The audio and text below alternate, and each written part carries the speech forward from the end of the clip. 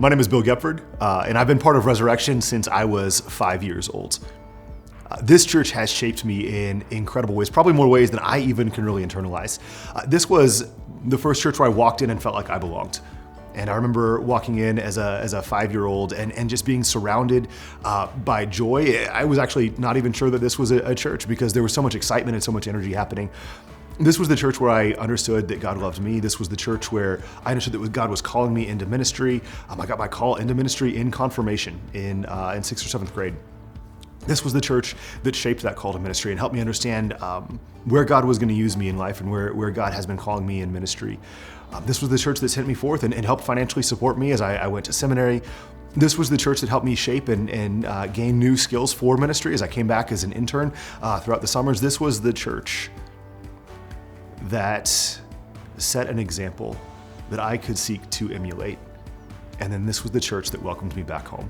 And I am so grateful for Resurrection and for being that church. I believe that God is calling us to continue to be that church. And I think there's a couple things that we're doing well and that we are called to continue doing perhaps even better into the future. And one is to continue to be the church that says we are going to be arms wide open for everyone.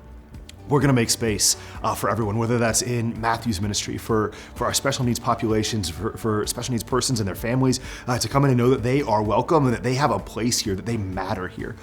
For kids to walk in and see excited faces and exciting facilities, to know that they're important, that they're not just sent out of the way, but instead that they're sent here and that they are welcomed here. For our young families to have a safe and secure nursery where they can drop off their kids and just have a moment, maybe an hour of peace, and a moment to reset and recharge for the week. For people to continue to grow as youth, as young adults, into their middle ages and even into their senior years, as we never stop growing who we are, as we never stop getting closer to who God has made us to be. That's going to take leaders and leadership. That's going to take a continued culture of looking for people who are not part of this yet, but are crying out for what we have here. That's going to take facilities. Some of our facilities are bursting at the seams, especially when it comes to kids and youth space, and we need to make space for people to come. And that's going to take us to continue to be the church that God has called us to be.